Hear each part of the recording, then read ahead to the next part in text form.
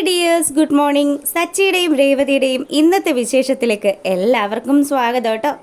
അങ്ങനെ നമ്മുടെ ശ്രീകാന്ത് റൂമിലേക്ക് കയറി വരിക. അപ്പോഴാണെങ്കിൽ വർഷ ഇരുന്നുകൊണ്ട് ഭയങ്കര ഗെയിം കളി. ശ്രീകാന്ത് വന്നിട്ട് വർഷയോട് ചോദിച്ചു, വർഷേ നീ വേഗം തന്നെ റെഡിയാക്കി, നമുക്ക് വീട്ടിൽ പോകണ്ടേന്ന് ചോദിക്കുക. അപ്പോൾ ഇതൊന്നും കേൾക്കാത്ത മട്ടിൽ വർഷ അവിടെ അങ്ങനെ ഇരിക്കുമ്പം ശ്രീകാന്തിന് ശരിക്ക് ദേഷ്യം വന്നു. ശ്രീകാന്ത് വന്നിട്ട് വർഷയോട് പറഞ്ഞു, അതേ നീ ഇപ്പോൾ ഈ കാണിക്കുന്നത് വലിയ അഹങ്കാരമാണ്, ഒന്ന് മാറിക്കേ ശ്രീകാന്തെ, ഞാൻ ഇതൊന്ന് കംപ്ലീറ്റ് ചെയ്യട്ടെ, നിനക്കിപ്പോൾ എന്താ പ്രശ്നമെന്നൊക്കെ ചോദിച്ച് വർഷ ചൂടാവാൻ തുടങ്ങി. അപ്പം തന്നെ ശ്രീ പറഞ്ഞു, അതേ നീ എളുപ്പം റെഡിയാകുക, നമുക്ക് നമ്മുടെ വീട്ടിലേക്ക് പോവാം. നമ്മുടെ വീടോ? അതിന് ശ്രീകാന്തിൻ്റെ പേരിൽ എവിടെയാണ് വീടുള്ളത്? അത് ശ്രീകാന്തിൻ്റെ അച്ഛൻ്റെയും അമ്മയുടെയും വീടല്ലേ, അങ്ങോട്ടേക്ക് വരാൻ എനിക്ക് തീരെയും താല്പര്യമില്ലയെന്ന് വർഷ പറഞ്ഞു. ആ അത് ശരിയാവില്ലല്ലോ, നീ ചുമ്മാ, ഒരു വീടാവുമ്പോൾ പല പ്രശ്നങ്ങളും ഒക്കെ ഉണ്ടാവും, ഇനി അതും പറഞ്ഞുകൊണ്ട് എന്തിനാ ഇങ്ങനെ ഇരുന്ന് വഴക്കുണ്ടാക്കുന്നതെന്ന് ശ്രീകാന്ത് ചോദിച്ചു. അപ്പോഴും വർഷ പറയുന്നുണ്ട്, ശ്രീകാന്തിന് പോകണമെങ്കിൽ പോവാം, ഞാൻ അങ്ങോട്ട് വരില്ല. എൻ്റെ അച്ഛൻ്റെ കരണത്തെ തല്ലിയതാ നിങ്ങളുടെ ഏട്ടൻ, അതുകൊണ്ട് ഒരു കാരണം വെച്ചാലും എനിക്കത് ക്ഷമിക്കാനേ പറ്റത്തില്ല. എടി പ്രശ്നങ്ങളൊക്കെ ഉണ്ടാവും, നമ്മളായിട്ട് ആ പ്രശ്നങ്ങളൊന്നും വലുതാക്കാനല്ല ശ്രമിക്കേണ്ടത്, എന്ത് പ്രശ്നം വന്നാലും പരിഹരിക്കാൻ കാണിക്കണം മനസ്സ്. അതൊന്നും ഇവിടെ നടക്കുന്ന കാര്യമല്ല ശ്രീകാന്തെ, നീ എന്താണെന്ന് വെച്ചാൽ ചെയ്തോ, എനിക്കിപ്പോൾ നേരെയില്ല, എനിക്ക് ഗെയിം കളിക്കണമെന്ന് പറഞ്ഞിട്ട് അവൾ അവിടെ ഇരുന്ന് കളിക്കുമ്പോൾ അരീശൻ വന്നിട്ട് നമ്മുടെ ശ്രീകാന്ത് ആ ഫോൺ വാങ്ങി വെക്കുക. ചേടാ ഇവനോട് പറഞ്ഞ മനസ്സിലാവില്ലല്ലോ, നിനക്ക് പോകണമെങ്കിൽ നിനക്ക് നിൻ്റെ വീട്ടിൽ പോവാം, ഞാൻ വരുന്നില്ലെന്നല്ലേ പറഞ്ഞത്. അങ്ങനെ അവൾ നല്ല ദേഷ്യത്തിൽ നിൽക്കുമ്പം ശ്രീകാന്ത് ആലോചിച്ചു, ഇനിയിപ്പോൾ മറ്റു മാർഗങ്ങളൊന്നുമില്ല, ഇവളെ ഓക്കെ ആക്കിക്കൊണ്ട് പോവാമെന്ന് വിചാരിച്ചാൽ അത് നടക്കുന്ന കാര്യമല്ല. അങ്ങനെ അവൻ്റെ പെട്ടിയൊക്കെ എടുത്ത് ആ വീട്ടിൽ നിന്ന് ഇറങ്ങാൻ തുടങ്ങുമ്പം മധുസൂദനൻ അവൻ്റെ അടുത്തേക്ക് വന്നു. എന്നിട്ട് പറഞ്ഞു, അല്ല മോനെ നീ എങ്ങോട്ടേ പോകുന്നത് പെട്ടിയൊക്കെ ആയിട്ട്? അതെങ്കിലേ ഞാൻ വീട്ടിലേക്ക് പോവാം. അല്ല നീ ഭക്ഷണമൊന്നും കഴിച്ചില്ലല്ലോ, വർഷ ഇവിടെയല്ലേ ഉള്ളത്, അപ്പം പിന്നെ നിനക്ക് ഇവിടെ നിൽക്കാൻ മേലേന്ന് മഹിമ വന്ന് ചോദിക്കുക. ഞാൻ എന്തായാലും വീട്ടിലേക്ക് പോവാ, എനിക്ക് അച്ഛനെ ചെന്ന് കണ്ടിട്ട് ചില കാര്യങ്ങളൊക്കെ സംസാരിക്കാനുണ്ട്. എന്നാലും മോൻ അവിടെ വെച്ചും ഭക്ഷണമൊന്നും കഴിച്ചില്ലല്ലോ, ഇപ്പം എന്തെങ്കിലും ഭക്ഷണം കഴിച്ചിട്ട് പോ. വേണ്ടാത്തതുകൊണ്ട് ആൻറ്റി എന്ന് പറഞ്ഞ് അവൻ അവിടെ നിന്ന് ഒഴിവാക്കാൻ ശ്രമിക്കുമ്പോൾ മധുസൂദനാണെങ്കിലോ, അതേ എല്ലാത്തിനും കാരണക്കാരൻ നിൻ്റെ ആ മുഴുക്കുടിയനായിട്ടുള്ള ചേട്ടനാ, അവനും അവൻ്റെ ഭാര്യയും കൂടി എന്തൊക്കെ പ്രശ്നങ്ങളാണ് ഇന്ന് ഉണ്ടാക്കിയത്. ഇതിനു മുന്നേ ആ റിട്ടയർമെൻറ്റിൻ്റെ ദിവസവും അവൻ ഇങ്ങനെ തന്നെയാണ് പെരുമാറിയത്. ഇത് കേൾക്കുമ്പോൾ നമ്മുടെ ശ്രീകാന്തിന് ദേഷ്യം വരുന്നുണ്ട്. ശ്രീ പറയുന്നുണ്ട്, അതേ അങ്കിളും കുറച്ചുകൂടി മര്യാദ രീതിക്ക് സംസാരിക്കണമായിരുന്നു. ഞാൻ എന്ത് മര്യാദകേട് കാണിച്ചതാണ് നീ പറയുന്നത്? ഞാൻ ഇത്രയും മുതിർന്ന ഒരാളാണെന്നെങ്കിലും നിൻ്റെ ചേട്ടന് നോക്കാമായിരുന്നല്ലോ. അതെ, മുതിർന്ന ഒരാൾ പെരുമാറുന്ന പോലെ അല്ലല്ലോ അങ്കിള് പെരുമാറിയത്. അതിൻ്റെ എന്തെങ്കിലും ഒരു പക്വത അങ്കിള് കാണിച്ചോ? അങ്കിളിൻ്റെ മകളുടെ ഫംഗ്ഷനാണെന്നുള്ള ചിന്ത പോലും അങ്കിളിനുണ്ടായില്ലല്ലോ എന്നൊക്കെ ശ്രീകാന്ത് പറഞ്ഞു. ഇത് കേട്ടപ്പോൾ ശരിക്കും നമ്മുടെ മധുസൂദനൻ നല്ല ദേഷ്യം വരിക. എന്തായാലും അങ്കിളെ, ഇനി എനിക്കിതൊന്നും സംസാരിച്ച് നിൽക്കാൻ നേരെയില്ല, ഞാൻ ഇറങ്ങുകയാണെന്നും പറഞ്ഞ് ശ്രീകാന്ത് അവിടുന്ന് പോയി.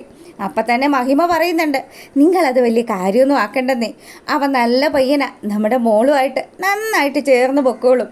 പിന്നെ ആലോചിച്ച് നോക്ക്, ഇന്ന് നിങ്ങൾ എന്തൊക്കെ പ്ലാനാണ് ഇട്ടിരുന്നത്, പക്ഷേ അതൊന്നും നടന്നില്ലല്ലോ. അവസാനം ഈശ്വരനായിട്ടാണ് ഇങ്ങനെ ഒരു മാർഗം കൊണ്ടുവന്ന് കാണിച്ചു തന്നത്. അതുകൊണ്ട് എന്താ ഇപ്പം സംഭവിച്ചത്? നമ്മുടെ മോള് നമ്മുടെ അടുത്തില്ലേ, ആ ചെറുക്കനും പതുക്കെ ഇവിടെ വന്നോളും. അതുകൊണ്ട് നിങ്ങൾ അതൊന്നും ആലോചിച്ച് ടെൻഷൻ അടിക്കേണ്ട കേട്ടോ. അങ്ങനെ നമ്മുടെ മധുസൂദനെ സമാധാനിപ്പിച്ചുകൊണ്ടിരിക്കുകയാണ് മഹിമ.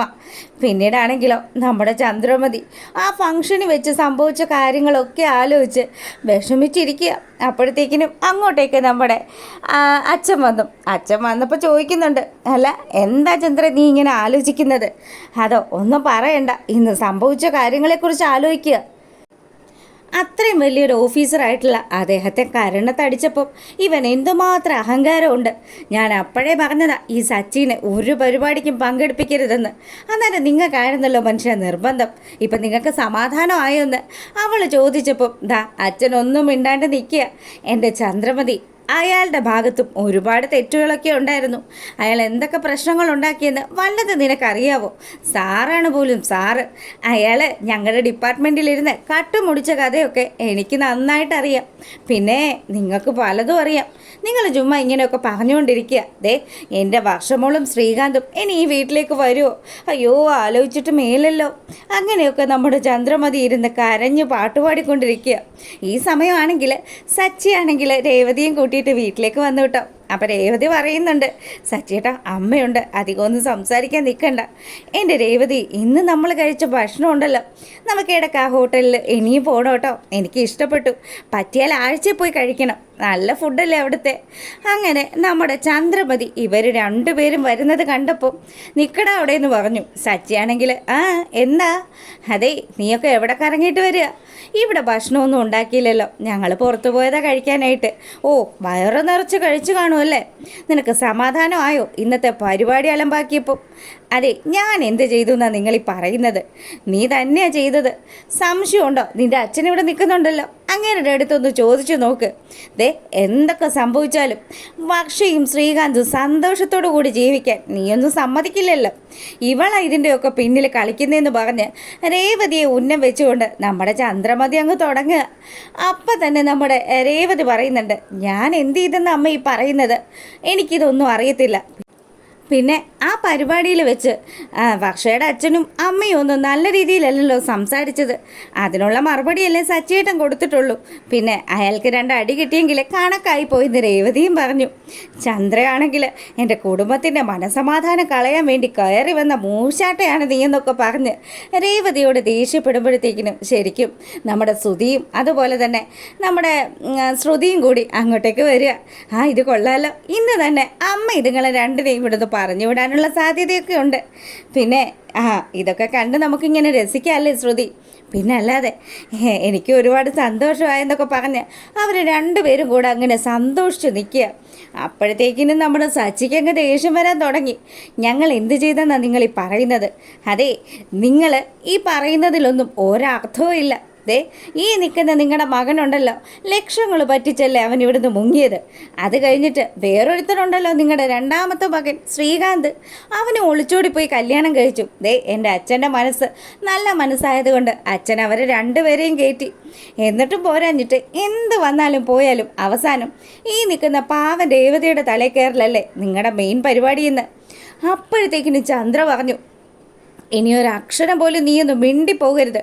ഈ സെക്കൻഡിൽ ഈ വീട്ടിൽ നിന്ന് ഇറങ്ങിപ്പോക്കണം. ദേ, എനിക്കിതൊന്നും കേൾക്കേണ്ട കാര്യമൊന്നുമില്ല. എനിക്ക് നിന്നെയൊന്നും ഇവിടെ താമസിപ്പിക്കാനും തീരെ ഇഷ്ടമില്ല. ഇവിടെ വർഷയും ശ്രീകാന്തും വന്ന് താമസിക്കണം. അവർ വരണമെങ്കിൽ നീയും നിൻ്റെ പെണ്ണുപിള്ള ഇവിടെ കാണരുതെന്നൊക്കെ പറഞ്ഞ് സച്ചിയെയും രേവതിയെയും ഇറങ്ങിപ്പോന്ന് പറഞ്ഞ് അപമാനിക്കുകയാണ് ചന്ദ്രമതി. ഇതൊക്കെ കേട്ട് കഴിഞ്ഞപ്പോഴത്തേക്കിനും നമ്മുടെ അച്ഛൻ അങ്ങോട്ട് എഴുന്നേറ്റും. പുള്ളിക്കാരൻ പറയുന്നുണ്ട്, അതെ ചന്ദ്രേ, നീ എന്തൊക്കെയാ പറയുന്നത്? വായി വരുന്നതൊക്കെ വിളിച്ചു പറഞ്ഞു കഴിഞ്ഞാൽ അതെ എന്തൊക്കെ പ്രശ്നങ്ങളുണ്ടാവുമെന്ന് നീ ഒന്ന് ആലോചിക്കുന്നു പറഞ്ഞു. ഒന്നും ആലോചിക്കാനില്ലെന്നേ, ഞാൻ ഇവളുടെയും കാര്യത്തിൽ വ്യക്തമായ ഒരു തീരുമാനം എടുത്തിട്ട് തന്നെയാണ് പറയുന്നത്. അത്രയും വലിയ കുടുംബത്തിൽ നിന്ന് ഇത്രയും 2 പെൺപിള്ളേർ ഈ വീട്ടിൽ വന്ന് കയറി ദേ നിൽക്കുന്നു. ഇവളെപ്പോലെയുള്ള ഒരുത്തി, അതും ആ ചേരിയിൽ ജീവിച്ചവള്. അവൾ ഇന്ന് ആ മാല മോഷ്ടിച്ചത് കൊണ്ടല്ലേ ഇത്രയും പ്രശ്നങ്ങളുണ്ടായത്. നിങ്ങൾ കണ്ടോ രേവതി മാല മോഷ്ടിക്കുന്നത്? ദേ, ആരുടെയും 1 രൂപ പോലും ആവശ്യമില്ലാണ്ട് വാങ്ങിക്കാത്തവളാണ് രേവതി. അങ്ങനെയുള്ള എൻ്റെ ഭാര്യയെ മറ്റുള്ളവർ പറയുന്നത് പോലെ നിങ്ങളും പറഞ്ഞു കഴിഞ്ഞാൽ എൻ്റെ സ്വഭാവം മാറും കേട്ടോന്ന് സച്ചി പറയുക. ചന്ദ്രമതി ആണെങ്കിൽ സച്ചിയുടെ ആ ഡയലോഗിൽ ചെറുതായിട്ടൊന്ന് മേടിച്ചു. ചന്ദ്ര അങ്ങനെ നിൽക്കുക. എന്തൊക്കെ പറഞ്ഞാലും ഇവനെ ഇനി ഇവിടെ താമസിപ്പിക്കാൻ ഞാൻ സമ്മതിക്കില്ല എന്ന് പറഞ്ഞു. നമ്മുടെ ശ്രുതിയും ശ്രീകാന്തും ആണെങ്കിൽ ശ്രീകാന്തല്ല ശ്രുതിയും അതുപോലെ ശ്രുതിയും ആണെങ്കിൽ വലിയ സന്തോഷത്തിലാണ്. എൻ്റെ പൊന്നെ, ഇന്നത്തോടു കൂടി ഈ ശല്യങ്ങൾ ഈ വീട്ടിൽ നിന്ന് പോവുമല്ലോ, സമാധാനമായിട്ട് നമുക്ക് ജീവിക്കാം. അങ്ങനെ ആലോചിച്ചുകൊണ്ട് നിൽക്കുന്ന സമയത്താണിതാ നമ്മുടെ സച്ചി ആ കാര്യം പറയുന്നത്. ഈ നിൽക്കുന്ന നിങ്ങളുടെ മരുമോളുണ്ടല്ലോ ശ്രുതി, ഇവൾ ചെയ്ത കളവ് പോലും രേവതി ചെയ്തിട്ടില്ല. അവൾ കട ആർക്കോ മറച്ചു വിറ്റു, ബ്യൂട്ടി പാർലറിൻ്റെ പേരും മാറ്റി. എന്നിട്ടും അവൾക്കൊരു പ്രശ്നം ഉണ്ടായില്ലല്ലോ. ഒരു തെറ്റും ചെയ്യാത്ത എൻ്റെ ഭാര്യയുടെ ബക്കറ്റ് കയറാൻ മാത്രമേ നിങ്ങളെ കൊണ്ട് പറ്റുള്ളൂ എന്ന് പറഞ്ഞ് സച്ചി ദേഷ്യപ്പെടുമ്പോൾ ചന്ദ്രമതി പറഞ്ഞു, നീ ഇവിടെ നിന്ന് ഇറങ്ങിയില്ലെങ്കിൽ ഞാൻ ഇറങ്ങൂടാന്ന് പറഞ്ഞ് ചന്ദ്ര വെളിയിലേക്ക് ഇറങ്ങി അവിടുത്തെ ആ ഒരു കസേരയിൽ പോയി കുത്തിയിരിക്കുക. അപ്പം തന്നെ സച്ചി അവൻ്റെ തീരുമാനം മാറ്റുക. ഇനി ഒരിക്കലും രേവതിയും ഞാനും ഈ വീട്ടിലുണ്ടാവില്ല. പക്ഷേ ഞങ്ങൾ ഇറങ്ങുകയാണെങ്കിൽ നിങ്ങൾ ഒരു കാര്യം കൂടെ കാണേണ്ടി വരും, അച്ഛനും ഞങ്ങളോടൊപ്പം ഉണ്ടാകുമെന്ന് പറഞ്ഞു. അങ്ങനെ അച്ഛൻ്റെ കൈയും പിടിച്ച് സച്ചിയും രേവതിയും ചന്ദ്രോദയത്തിൻ്റെ പടി ഇറങ്ങുന്നത് കാണിച്ചുകൊണ്ടാണ് ഇന്നത്തെ വിശേഷം അവസാനിക്കുന്നത്. എന്തായാലും നമ്മുടെ ചന്ദ്രമതിയും ശ്രുതിയും ശ്രീകാന്തും അങ്ങനെയുള്ള എല്ലാവരെയൊക്കെ ഞെട്ടിച്ചുകൊണ്ടാണ് ഇപ്പോൾ സച്ചിയുടെ ഈ ഒരു പടിയിറക്കം. ബാക്കി വിശേഷങ്ങളുമായിട്ട് വൈകുന്നേരം വരാം. അപ്പോൾ ഓക്കെ, താങ്ക്